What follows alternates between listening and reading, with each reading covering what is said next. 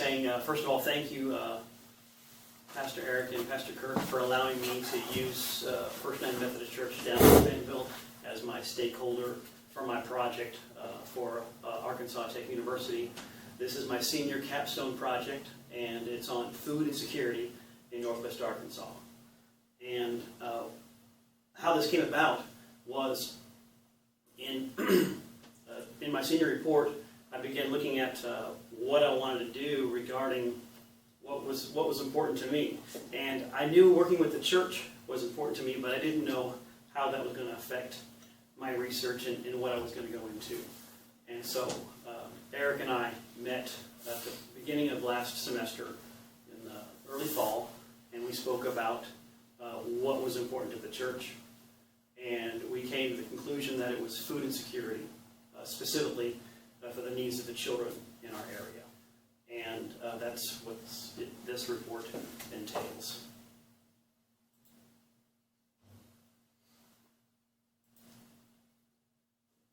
The idea was to connect community members with community needs. As you know, there's a great need in the world for feeding the hungry, as well as, of course, the United States, and bringing it down to our own backyard here in Northwest Arkansas. There's a great need, but I didn't realize how great the need was until doing my research. And as we'll see here, the purpose of the project was understanding issues of food insecurity in Northwest Arkansas.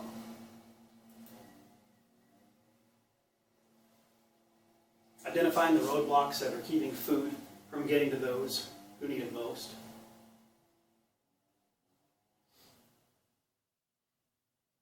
And that seemed to be one of the things that we're trying to figure out with things like Meals on Wheels and other projects that are working with trying to get food to shut-ins and folks like that. Maybe families who can't get to food pantries because they're working throughout the day and they can't get to those places that offer the food for those in need because they're working and don't have the ability to do so.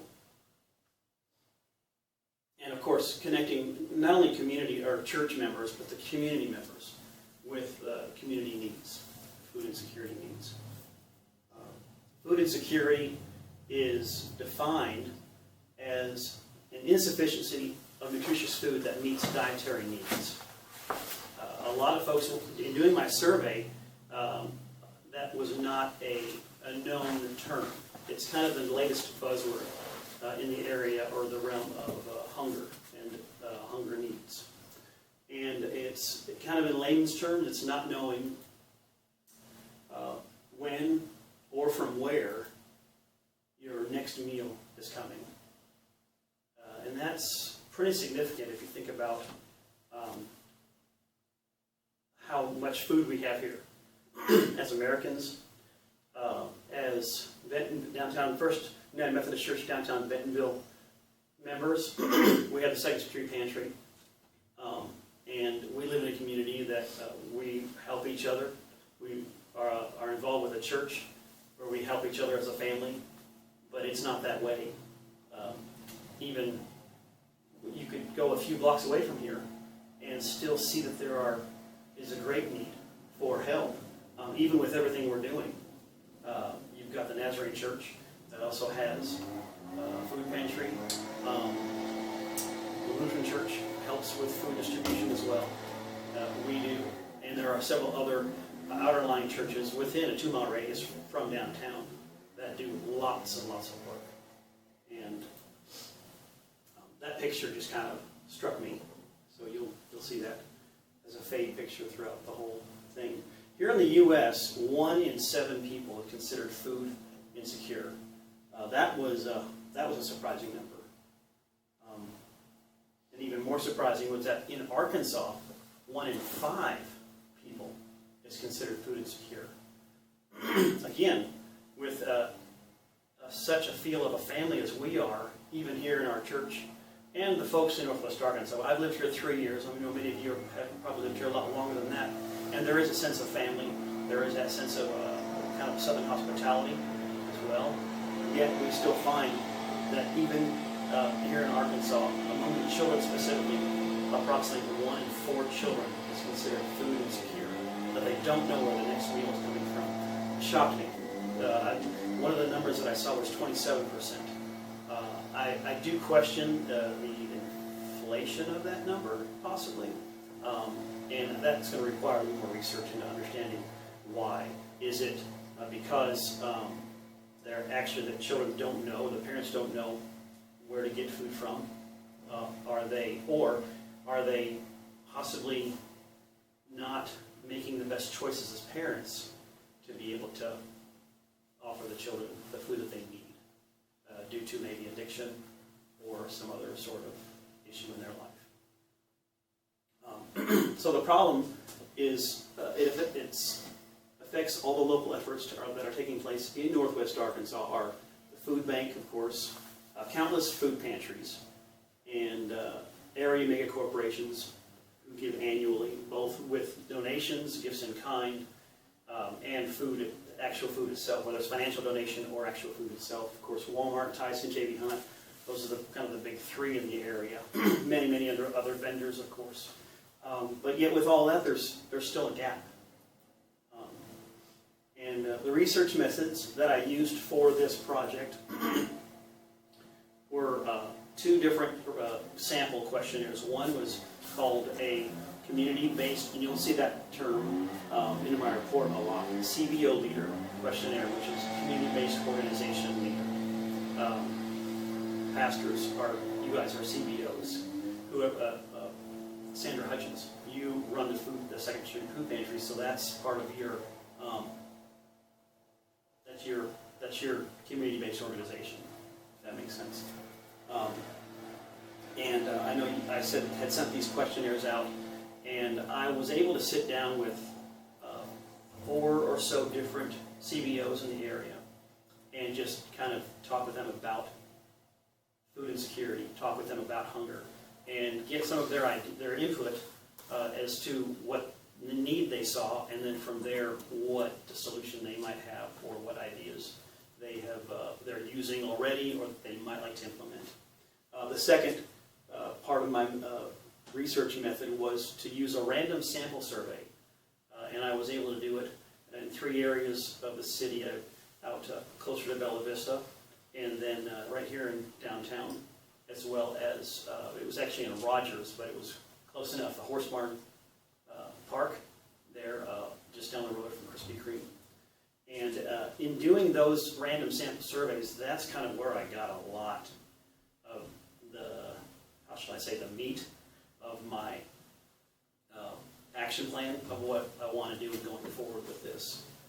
And so when I was talking with folks, and of course internet research did a lot of that, and that you'll see toward the end of the report what has come out of the fruits of the internet research, which I'm really kind of excited about seeing where that takes us as a community, as a church. But the random sample survey, there was a lot of good stuff that I got from folks. And specifically, before I get into examining the 3 areas, one interesting thing that I found was when I was interviewing the locals. I say locals, they're locals now, but they haven't always been locals. And specifically, a family from India. I asked him the questions from the random sample survey, and basically the questions had to do with, do you understand what food insecurity is? And then from there I had a definition, gave him that same definition. Then from there, when I got to the end, I said, do you have any recommendations? Or what is your view as being somewhat of an outsider and newer to the area? And he said, I don't understand how America can waste so much of its product, so much of its food. He said in India, we eat everything, we save everything. I mean, until it goes bad. But it doesn't go bad because they're constantly, they don't have the surplus that we have. And that was kind of the most eye-opening thing for me. in speaking with him. And I also had a chance to speak with a couple who was Portuguese and Brazilian. He was from Portugal, she was from Brazil, and went to Portugal for university, and they met while she was there. And they had basically the same idea. And it was interesting that I noticed the foreigners had this different perspective than us in America, and had different answers on the survey than the local people, or at least any of the Americans that I surveyed.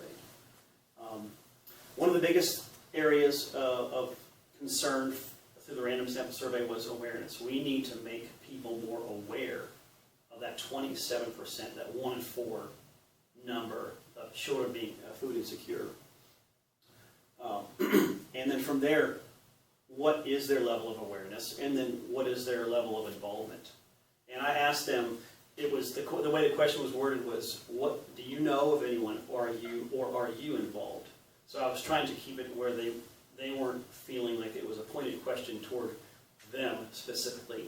And I think in the future, if I were to do this again to get even a larger sample, I would just get rid of the "are you involved" part, and I would just say, do you know anyone who is involved in that? And that way it doesn't seem so forward and pointed to them, and they're more relaxed, and I think I would get a more honest answer, in other words. And of course, what are the current operations, and are they working? You know, we have countless food pantries in Bentonville, and in, for that matter, Northwest Arkansas. I mean, just in Bentonville, there are a bunch, but imagine from the border all the way down to Fayetteville. There are just countless and countless. You know, it seems like at least every other church has some form of food assistance, and then from there, benevolence assistance as well, if someone has a need to pay a bill or gas money, that sort of thing, to get to work. And then from there, how can these operations be improved upon? I think we can definitely, at least I hope we can improve on it, because we need to find a solution to improve on it with that, to get that 1 in 4 number down. I think the church's goal, if I understand correctly, it was a 5% goal. Is that right? And is that over the next year? Or what was the time frame on that? Moving forward. Just moving forward, okay. And then the other solutions that I looked into were to try to find out what the feasibility is of those issues, or what the feasibilities are of those issues. And I think we're going to find that there is a lot of feasibility. So I put a graph here, as you can see, and this is the information from the survey, and the familiarity with the phrase food insecurity. 45% were yes. I don't know if you can read that, it's kind of small. But 45% said yes. 45% or 35% said no, they did not know what that term meant, or they had never heard of it.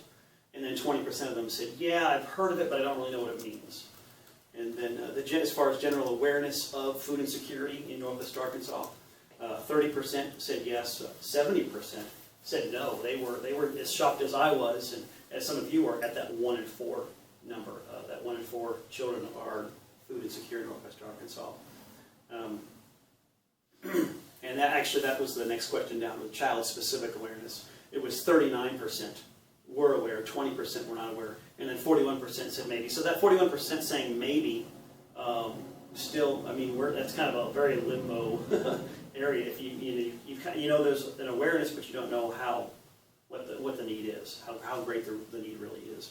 And now, another thing that's interesting is that of all the people that I interviewed, 88% said that they were or they knew someone who was involved. So it was actually, the 88% was they were involved, and there were 98% of the folks who said they knew someone involved, or they were themselves, or they knew someone. Only 12% said that they did not know anyone, or they were not involved in it themselves. So that was an encouraging thing, that not only are people, aware, but they're also involved in doing something about it, whether it's giving at their church, offering volunteer time, actually packing like snack packs, that sort of thing. So that was an encouraging number. At the same time that it is encouraging that they're involved, the next question is, if we're doing that much, why is there still such this gap, here. And so in going forward,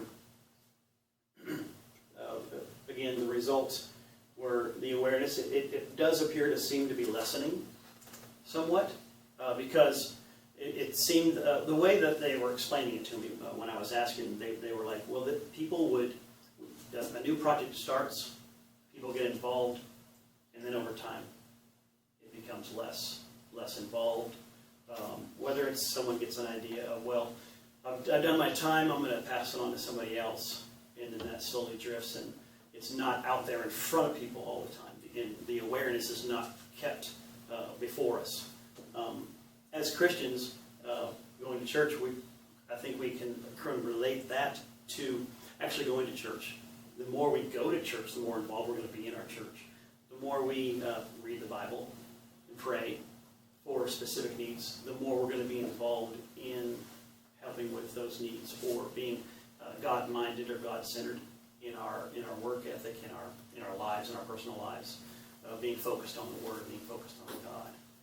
And I think that same idea can plays over into helping others in the area with food insecurity, keeping it before our eyes, realizing that there is a need, and that we need to keep moving forward with it, and not just, okay, well, I'll do this, and then I'll just kind of relax, and then you kind of start doing something else and get away from it.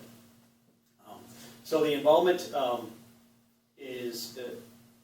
seems, even though they're involved, it seems minimal. The effect of it seems minimal, and people are still going hungry, even with everything we're doing. So that's what we're trying to go from here into figuring out how can we make what we're doing count in greater effect. And then the other question that I have, that I'm in looking at all this, and others also brought it up in the survey, was are people being enabled instead of being helped up or out of their situations? I haven't done this survey, but the folks who work in the pantry every week can probably give us information about this. And I know that I've worked with other food pantries, and I've seen this where every week it seemed like it was the same people coming back for help, which is great. I'm so grateful that we were able to help them. It's a wonderful thing. But is there another step we can take to further helping them through some sort of education? And I realize there are other organizations here that do that and already have that established, and that's fine, but getting them in that direction to help them instead of enabling them to stay where they are, being used to that, helping them, giving them a hand up, so to speak, instead of a hand out, helping them up out of their situation, so they can eventually end up being part of the solution to their own problem and to the problem of others as well. And then the final part of this was kind of looking into groups working, are groups working more independently than they need to, or can we do more of a group effort as a city, and maybe as a church spearhead that organization, or whether it's in an organization or a committee, and how can we move forward in more working as one, if that makes sense? Does that make sense? Okay. The action points that I am proposing are, of course, getting more people involved. And I think one thing that people love to do are events. I know I love events, whether it's First Friday or any of the different festivals. I love going. We have the Bentonville Film Festival coming up, BFF, which that always confuses me. Whenever they say that, I'm thinking the text, best friends forever. Anyway, so getting more people involved through events, runs, etc. Another action point, and these are the generals, we'll get to the specifics here in a moment, is rescuing waste. And that is something that is, I don't know how familiar anyone in here is with that, but it has opened my eyes to some ideas, and one of them, or two of them I'm going to share here. There are food recovery programs, working with restaurants and grocers to provide more fresh produce and healthy items for those in need. Now, I'm so happy for the snack packs. As a bus driver, I saw these kids bring on the snack packs, and half the time they were half eaten by the time they got off the bus, right?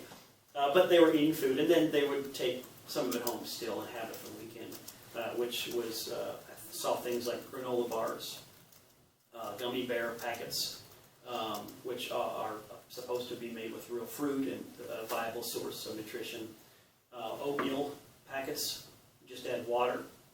And I know I've eaten those with cold water myself on many occasions, not even warming it up. So that it's very edible, especially the maple brown sugar. That's the one I like.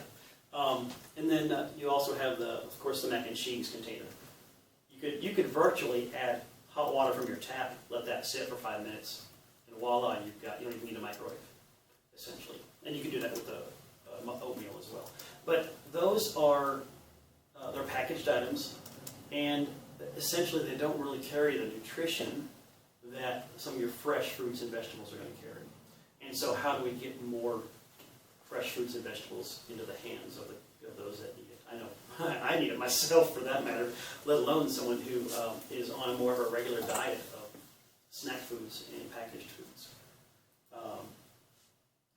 So, of course, Em mentioned that earlier, Meals on Wheels, helping the homebound, getting these same types of items, fresh food from restaurants and grocers, fresh fruits and vegetables into their hands as well. And how can we enhance, if possible, Meals on Wheels or expand it?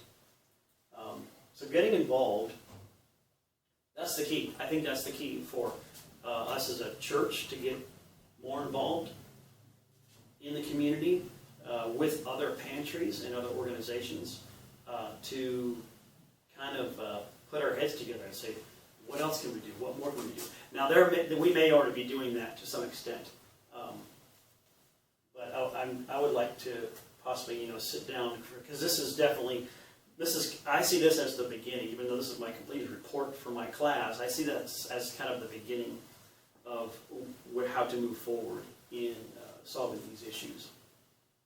So awareness is crucial. Updating, one of the steps that I noticed early on in my research was that you're probably familiar with that website, foodpantries.org. It's actually a national website, but then you can put in specific town or zip code, and it'll pull up all of the food pantries or health organizations that have a website or have a web link of some sort. So they're not all there, but the ones that have information that they've given is there. So one thing would be, and when I went there, what I found was that the links to the websites were not active. There would be an address and a phone number, which is great. You can call somebody. But it didn't take you to an active website.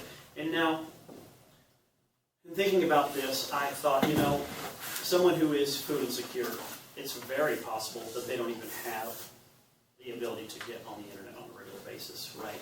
And I shouldn't assume, I don't mean to profile, but that's a possibility. I mean, if they can't afford food, it's possible they can't afford internet service or regular access to it.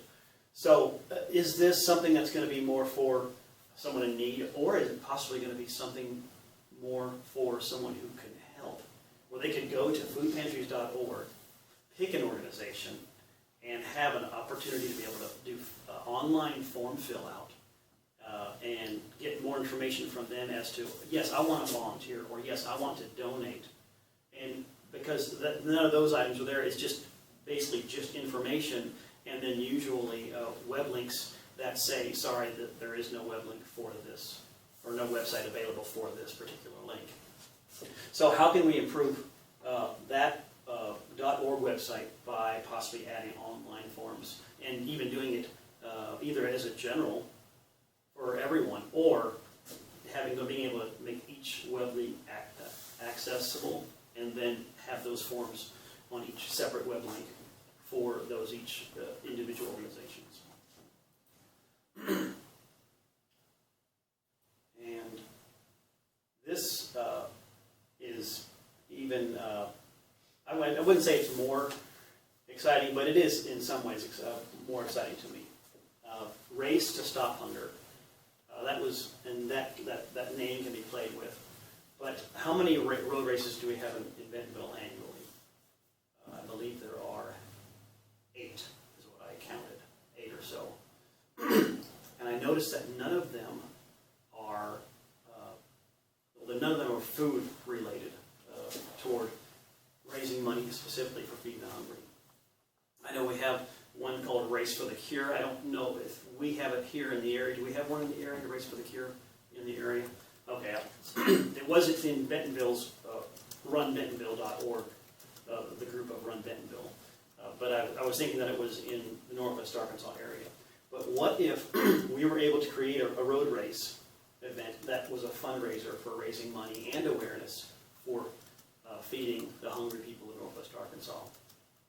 Everyone loves to, every runner loves to jump into their road races, and it seems like, first of all, the Bentonville half, just in the half marathon alone this year, there were over 1,900 participants. Oh my gosh.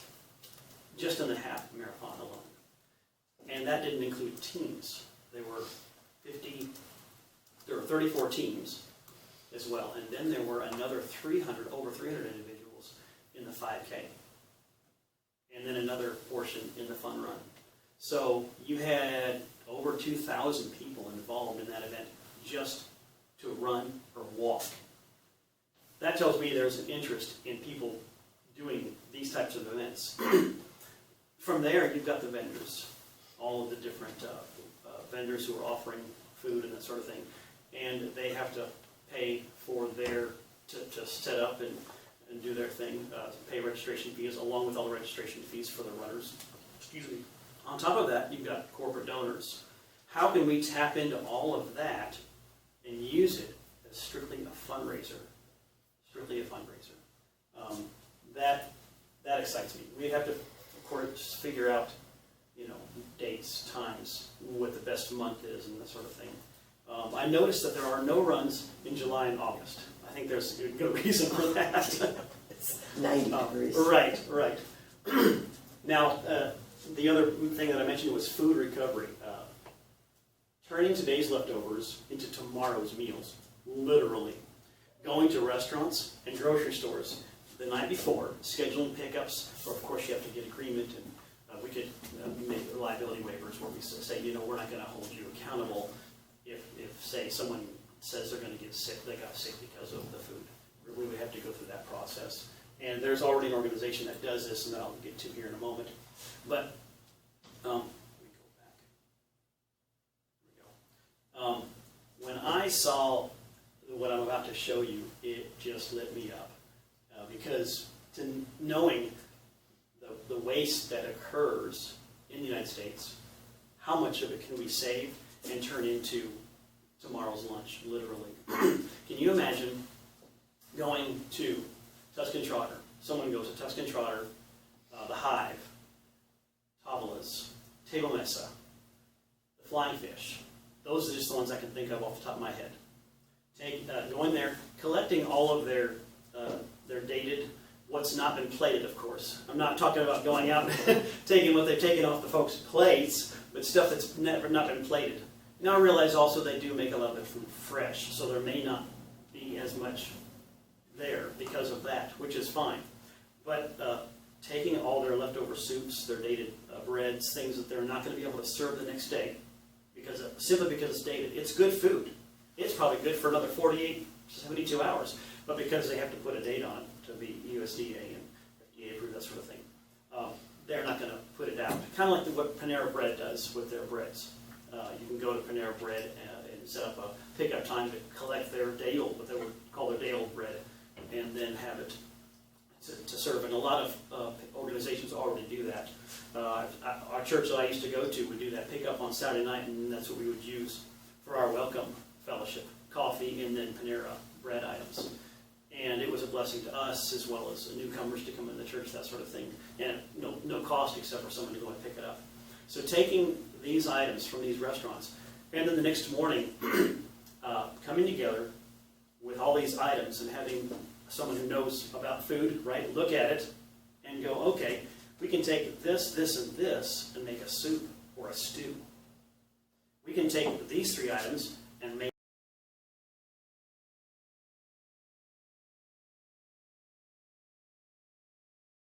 I think the feasibility is high for the promoting a road race to fight hunger. Teaming up with the Run Bentonville and corporate sponsors to create a race event weekend dedicated to fighting hunger through the awareness and involvement of these projects. And the 5 steps toward running and getting this off the ground would be forming a committee and setting a tentative date, setting a budget, procuring donations, and then doing some advertising. And that's how you go forward with this. These are all, of course, very general, and how you would go forward with this. And simultaneously with advertising, you would, of course, have your registration already set up via online, by phone, or pamphlets where they can do that as well at the same time. The cost for registration typically runs between $30 and $70. Now that's at the low end and at the high end. If you look at that and take it times 1,000 participants, now remember the Bentonville half was over 2,000 participants. So I've just cut that in half. And I went with a middle number between $30 and $70, $45 average registration fee. That's $45,000. Now I realize there is cost involved with hiring a company to help sanction the race. But I believe that doing these efforts and knowing that it's all for donation, we're also going to be able to get donation from the road race sanctioners as well to get it at least at a discounted rate. The next part of income for the race would be just having corporate donors, whether it's having Walmart or J.B. Tyson, not only donating possible like bottled water, things like that, maybe the Go-Gurt packets that the runners use on the marathons, but also just general donations and advertising, getting the banners up, having them line the downtown area the way the vendors do. And I put a number of anywhere from 500 to 5,000 depending on the donation, of course, and then so I averaged that at $1,000 times 20. I kind of felt like that was a conservative number because there are a lot more folks, I believe, who are going to want to be involved in this sort of thing. And then vendor registration. So these are corporate donors separate from the vendor registration. You might have like Community Coffee. We'll probably set up a booth. And with each one of them, they're going to need to have a vendor registration cost to set up their booth, right? And I average it at $150 times 20. I felt like that was somewhat conservative. With a total amount of $68,000 of revenue coming in. Now that is a gross number at this point, and I have not done further research on actual costs. It would just depend on basically how much we could get for each of these vendors and such to donate their time, the road race sanctioners, that sort of thing. And then on the food recovery side, there's an organization called RLC, Recovering Leftover Cuisine. It was established in 2013 by a gentleman, his last name is Mr. Lee, and he was a Korean second generation in the United States, and he understood what it meant to be hungry, to grow up hungry. His parents helped put he and his brother through college, and after he had been through 4 years of college, had an executive job at Wall Street with J.P. Morgan. He saw hunger needs and was volunteering in a soup kitchen and said, I've had enough. I can't do this anymore, this type of job, wearing a suit to work every day, making the money I make, and see these hungry people. I need to do more. So he started Recovering Leftover Cuisine. And it's taking the unplated food that I mentioned earlier, the leftovers from these food establishments, and using them to donate to food pantries and soup kitchens the next day for their meals.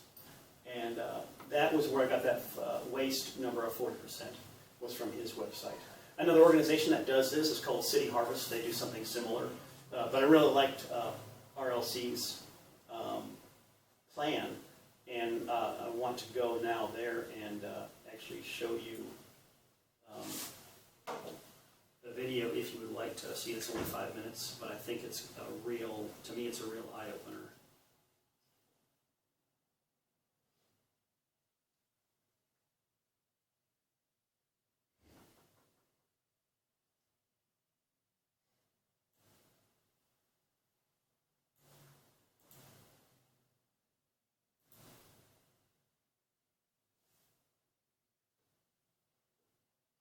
Apologize, I thought I was going to be able to just click on that and then it's going to open it for me.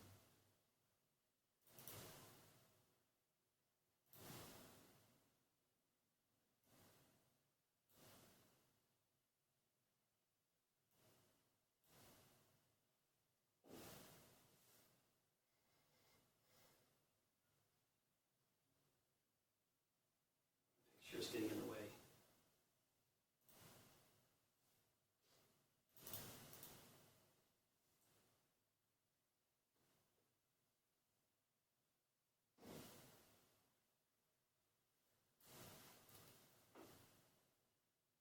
If you want to email it to us, I have the presentation, we can check out the video.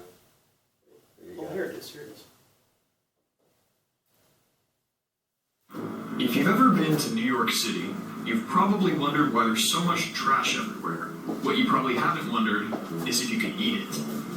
But a lot of that trash is food, more than 20%. In fact, Americans throw out more food than any other category of trash, including plastic, paper, metal, wood, glass, and rubber. I'm Scott Bixby. I'm fascinated by cities and the people fighting to make them better. Today, I'm visiting the man who wants to use leftovers to save the planet.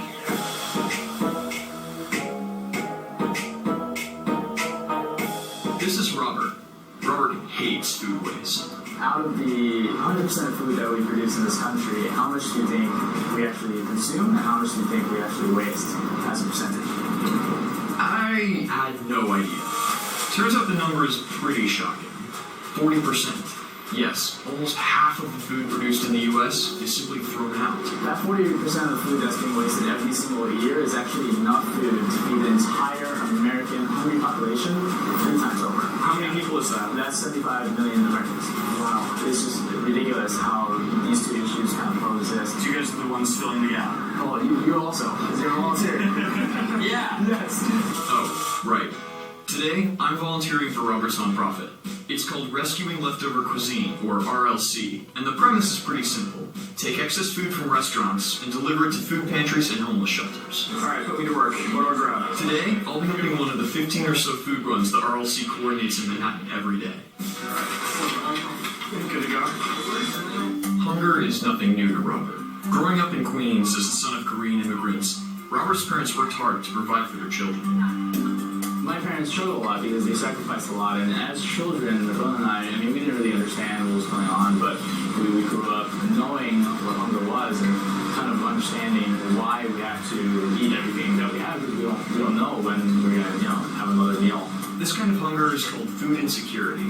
Robert's family wasn't necessarily starving, but they would occasionally go hungry in order to make ends meet. In New York City, 1 in 6 residents is food insecure, including nearly 1 in every 4 children. And in the United States, more than 49 million people live in food insecure households. Fortunately, despite their struggles, the sacrifices that Robert's parents made paid off. He ended up getting a full ride to NYU and landed a secure job at JP Morgan. But Robert eventually decided to leave his safe job on Wall Street to pursue a full-time career in leftovers. What was that like for your parents? They, made so many sacrifices. Like, how did they feel about you, moving into a completely different career track than they were planning? Yeah, my parents were very opposed in the beginning. And Robert saw the difference in what he could accomplish with an hour of work on his own versus an hour of work in a big company. He realized he had to leave finance. When I explained that to my parents, they started to understand, and then they actually were the first owners of Rescuing Cuisine. Today, Robert has an army of volunteers from all walks of life. And on this run, a handful of them were able to deliver 160 pounds of food in less than an hour. That's enough food to feed 133 people. To see the impact these donations have, I pitched in at one of the shelters where RLC delivers food, New York City Rescue Mission. I can't believe it matches my real hair. The mission is a full-service shelter, but the thing they do the most of is feed people. A lot of people. We're feeding in excess of 300-400 people every single day. We have food probably we couldn't afford to buy that we're able to offer to our guests. Really good meats, great desserts, well-prepared vegetables. It really is a special thing for our guests. Until groups like RLC are able to expand, the mission will still have to purchase the bulk of its meals, a situation that's all the more ridiculous in a city literally overflowing with food. Obviously, buying that much food for 240 people a week is probably going to be, it's not easy for any nonprofit to handle. I'd love to get to the point where we don't have to buy any food. There's enough food in the city that's thrown away right now that I know that could be the story. New York City isn't the last stop for Robert and his partners. They've expanded to 12 cities already. But Robert doesn't just want to save lives, he wants to save the planet. It's not only just about the fact that people can eat that food and not starve, but also food waste contributes to a lot of environmental concerns. When food goes to landfills, they basically stack on top of each other and can't aerate, which is why instead of emitting normal harmless gases in nature, it actually emits methane gases, which is 20 times worse than carbon dioxide. So to reduce as much waste as possible, RLC creates regular reports for the restaurants they partner with. That way, their partners can see how much food they're wasting and adjust their buying habits accordingly, even if it means smaller donations for Robert. Thanks so much. But convincing restaurant owners is just the beginning. Retail food waste is only part of the problem. A large portion of food waste, more than twice that of retail, comes from regular consumers. So the next time you buy extra food at the store or prepare more food than you can eat, Robert would like you to consider using that time and money to try and help others. It's my personal belief that there really has to be a big cultural shift, but I would say that it begins with individuals and everyone can make a difference.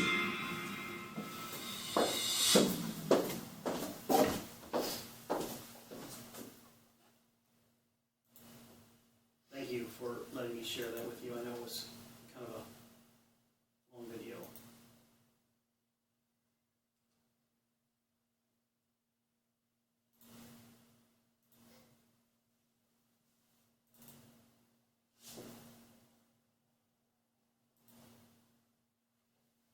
Couple more slides left here.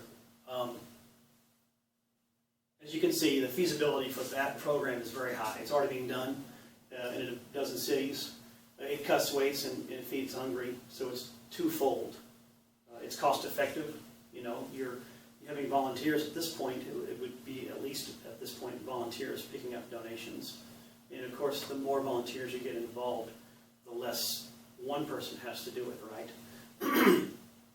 And it can help the for-profit or establishments by cutting down on the waste and saving them money. You notice at the end there they explained how they have a sheet where they go into each restaurant and grocer and say, this is how much you had left over of this item, this is how much you had left over of this item. So they keep a running tally. So I would like to do more research on being involved or getting that information from them. I don't know how exactly the partnering is with RLC, but I know that the website does mention that. And so doing more research and finding out if we can, get the information from them or actually partnering with them and becoming a local RLC establishment. And then grocers benefiting from that as well, in the same way. Finally, the other options are education. I mentioned that earlier. Strongly advocating for learning opportunities in our area. Some of the things that I mentioned were where other organizations already offer the classes maybe on food, exercise, and healthy eating habits, as well as courses on teaching marketable skills. There are already organizations that do that. How much are we kind of helping our local patrons here get involved in those opportunities to help better themselves, to become part of the solution even to their own problem? And then partnering, finally something that I hadn't mentioned yet that I wanted to mention here briefly is partnering with the farmers market through donations, maybe things that they have that are going to end up going to waste, and how can we get a hold of those items for food pantry use. And then from there, exploring the idea of community gardens. I know that downtown Bentonville DBI, I had a meeting with Lisa Beebe recently and talked about that, spoke with her about that. And right now, it's the community gardens would just be, farming is just now starting to be to get going in the area as far as during the season. Planting, I think they're just now maybe starting to plant over the next couple of weeks. So is it something that we can do this year? Probably not, maybe, with some of the, with the local community garden there. But how can we, or can we expand the community gardens into outer reaching areas, and specifically putting them in areas where there is the lower income, where the housing is not as expensive, the land lots are not as expensive. I realize downtown Bentonville is, you know, through the roof, right? And how much how viable or how feasible is that in some of your lower income neighborhoods where there is an empty lot or a house that's being condemned, and somehow getting the city to be able to buy that, turn it into that quarter acre into a community garden where it is there, and essentially whoever works it gets to benefit from it.